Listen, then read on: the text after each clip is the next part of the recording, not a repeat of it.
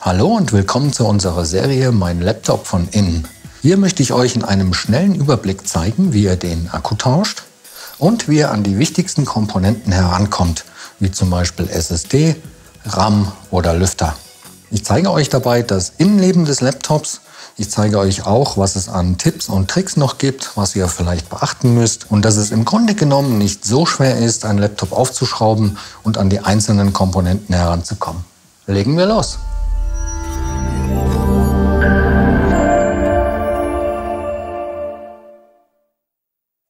So, wir haben hier ein Gerät von One und ich zeige euch auch gleich, wo ihr die genaue Modellbezeichnung finden könnt. Aber zuallererst stellen wir sicher, dass das Notebook nicht mehr mit dem Ladekabel verbunden ist. Die genaue Modellbezeichnung findet man auf der Rückseite und zwar genau hier.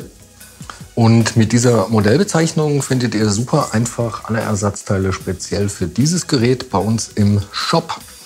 Und auch noch eine Anmerkung, man sieht hier auch, dass der Hersteller des Geräts ein Clevo ist.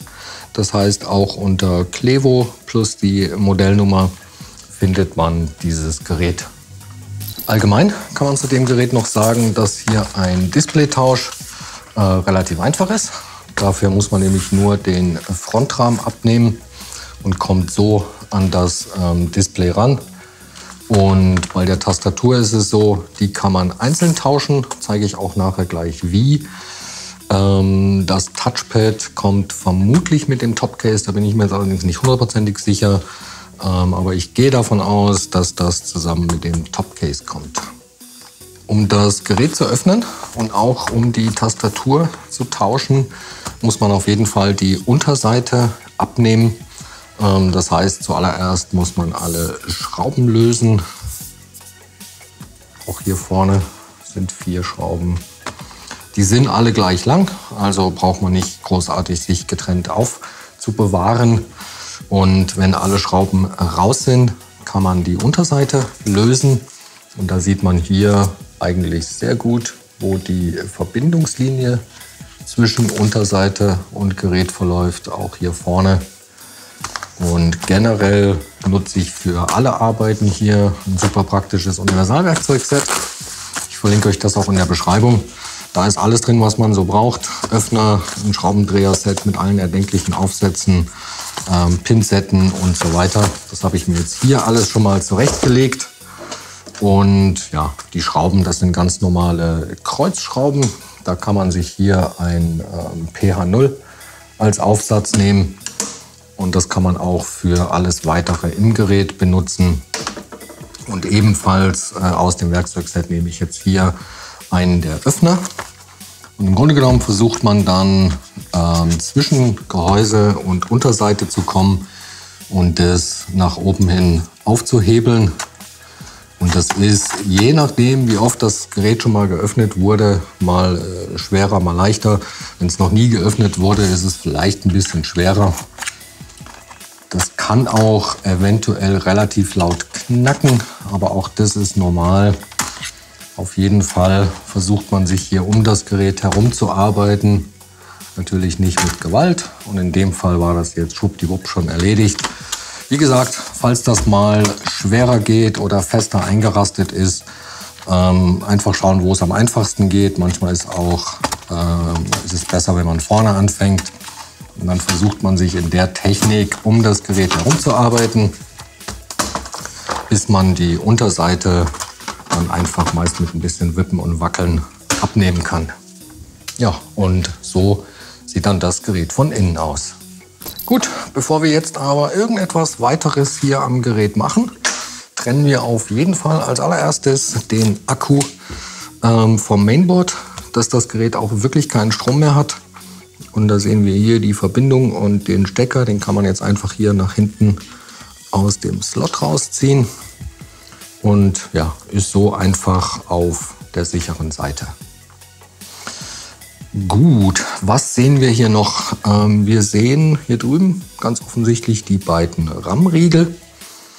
Wir sehen hier die SSD. Dann ist hier noch das WLAN-Modul. Hier wäre übrigens noch Platz für ein LTE-Modul. Dann ist hier noch die CMOS-Batterie mit dem Anschluss. Und wir sehen, dass es auch dieses Board hier drüben einzeln gibt oder zumindest ja, dass es einzeln verfügbar sein müsste. Und dann sehen wir hier natürlich noch den Lüfter und den Heatsink. Und ja, da kann man schon mal sagen, den Lüfter gibt es quasi nicht einzeln, den muss man zusammen mit dem Heatsink ausbauen, dazu aber später mehr. Und wenn man jetzt die Tastatur ausbauen will, muss man eigentlich nur diese beiden Schrauben hier lösen. Und dann kann man von der anderen Seite am besten auch mit so einer Art Öffner hier, kann man das von hier so vorsichtig nach oben hebeln. Und dann hier quasi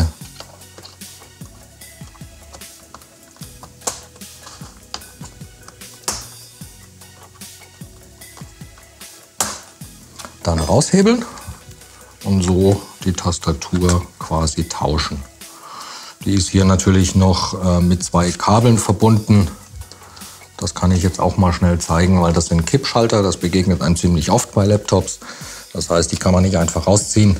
Die werden erst nach oben hin aufgeklappt.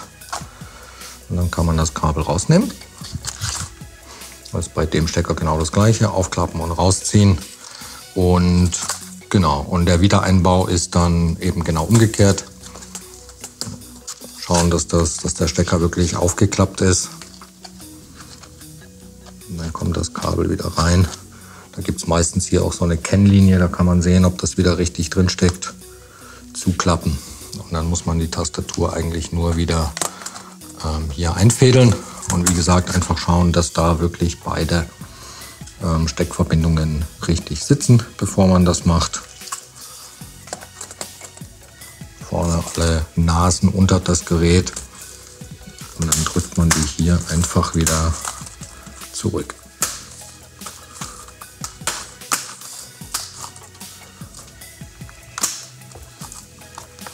Und da eben auch schauen, ja, wie jetzt hier zum Beispiel, dass da keine Öffnungen mehr sind, sondern dass das wirklich alles drin sitzt, eingerastet ist.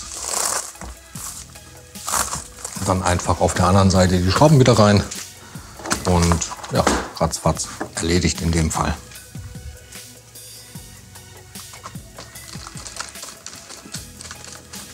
So, wenn man den Akku ausbauen will, dann muss man zum einen natürlich das Akkukabel trennen. Hier gibt es auch noch mal so ein wunderschönes Klebeband, das überraschend fest sitzt. Und der Akku selber wird von diesen Schrauben hier gehalten. Das heißt, die müssen natürlich raus. Ja, und danach kann man den Akku einfach nach oben aus dem Gerät nehmen und so gegebenenfalls natürlich auch tauschen. So, und vorhin habe ich ja gesagt, ich weiß nicht so ganz genau, ob das Touchpad einzeln geht. In dem Fall sieht das jetzt aber tatsächlich so aus, als wäre das fest mit dem Topcase verbunden. Also ich denke, das Touchpad kann man nicht einzeln tauschen.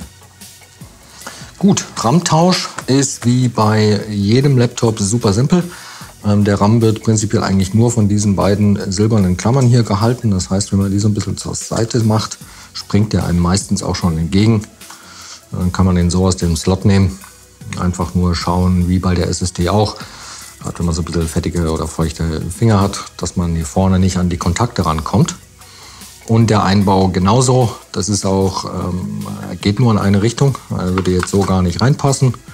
Das heißt, auch da weiß man eigentlich genau, dass es passt. Und dann nach unten drücken, bis die beiden Klammern wieder einrasten.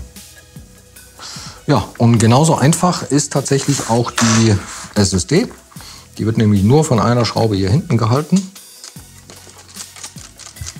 Und das ist das gleiche Prinzip wie, also alle diese Steckverbindungen funktionieren im Grunde genommen gleich. Das WLAN-Modul genauso, eine Schraube in den Slot, LTE-Modul, eine Schraube in den Slot. Und ja, so kann man eben super einfach die SSD ausbauen, austauschen. Auch hier wieder genau das gleiche, die geht so rum nicht rein. Also auch da sehr, sehr einfach. Die kommt wieder zurück in den Slot.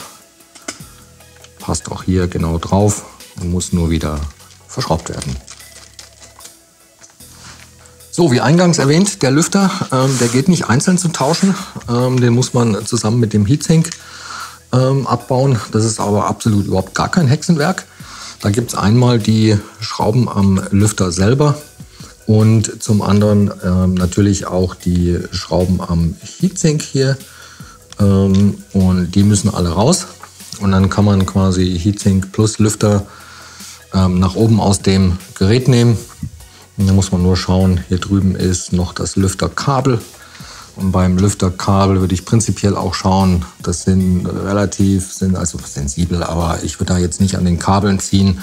Eher versuchen wirklich den Stecker selber zu greifen und den dann rauszuziehen. Und da kann man sich hier nochmal anschauen, dass man auf der einen Seite von dem Stecker Kontakte sehen kann. Und da merkt man sich, dass die nach oben zeigen. Und beim Einbau würde ich es auch so machen. Natürlich muss man dann hier die Kühlpaste erneuern, alles schön sauber machen, neue Kühlpaste drauf machen. Und dann würde ich aber das Lüfterkabel immer zuerst verbinden, auch dass man das nicht vergisst. Schauen, dass das wieder richtig drin sitzt, bis ganz zum Anschlag. Man kann sich auch immer bei solchen Arbeiten ein Foto machen, dann hat man so ein Vorherbild. Und ja, also Lüfter an sich wirklich auch kein Problem hier. Gut, Akkueinbau, genauso einfach wie der Ausbau. Der kommt jetzt einfach wieder zurück auf die Schrauben. Der fällt auch gerade hier so drauf, dass man da eigentlich relativ sicher ist, dass man es richtig hat. Muss dann nur wieder verschraubt werden. Und ganz, ganz wichtig, am Ende natürlich nicht vergessen, auch den Akku wieder zu verbinden, dass das Gerät dann auch wieder Strom bekommt. Auch hier schauen, dass der richtig drin sitzt, bis ganz zum Anschlag. Das Klebeband wieder drüber und ja, schon kann man das Gerät wieder zumachen. So, die Unterseite, die wird ja jetzt bei dem Gerät auch hauptsächlich durch die ganzen Schrauben hier gehalten. Da gibt es also gar nicht so wahnsinnig viele Einraststellen. Trotzdem schauen, dass das alles wieder drauf sitzt. Überall mal feste draufdrücken. Auch so, ich gehe am Ende immer noch so einmal um das Gerät herum. Schaue, dass da wirklich keine Lücken zu sehen sind.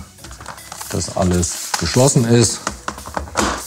Und ja, dann einfach wieder alle Schrauben rein und schon hat man das erledigt. So, ich hoffe, das Video hat euch weitergeholfen. Wenn ihr noch Fragen oder auch Anregungen habt, lasst uns gerne einen Kommentar da.